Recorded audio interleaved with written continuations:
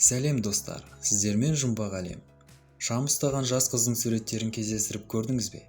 Мұны сұраған себебім бұл суреттердің тарихтағы орны ерекше. Бұл суретте атақты шам ұстаған леди Флоренс Найтингейл бейнеленген. Флоренс ақсүйектердің отбасында дүниеге келген. Англияда жоғары оқуын тәмамдаған соң алда жарқын болашақ күтіп тұрған болатын. Англиядағы ақсүйектер отбасына тұрмысқа шығып, балдарға барып жүру керек еді. Бірақ Флоренс мұндай өмірден бас тартып медбике болғысы келетінін айтты. Ол кезде медбике болу ұятты мамандықтардың бірі болатын. Бұл мамандықта көбіне шіркеуде қызмет ететін монашкалар жұмыс істейтін болған. Ата-анасы мен көпшіліктің наразылығына қарамай Еуропаға аттанып, ең озық мектептерде медбике курстарына қатысады. Біршама уақыт өткен соң ауруханалардағы жағдайды көріп төбе шашы тік тұрады. Ол кездегі пациенттерді күту өте төмен деңгейде болған.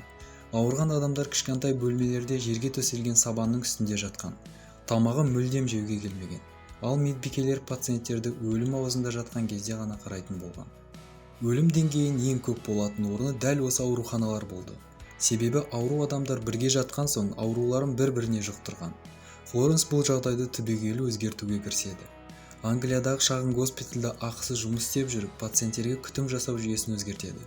Флоренс ауырған адамдарды жерде емес төсекте жататын қылып, және орталарын шымылдырықпен бөлетін қылып жасайды.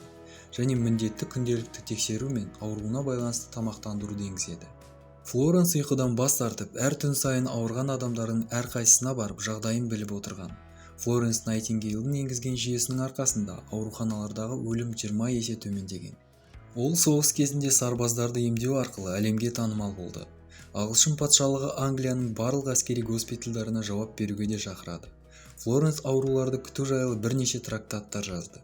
Кейінгі 10 жылдықта бұл жазбалар Еуропа медицина саласындағы мамандар күнделікті өмірде қолданатын болды.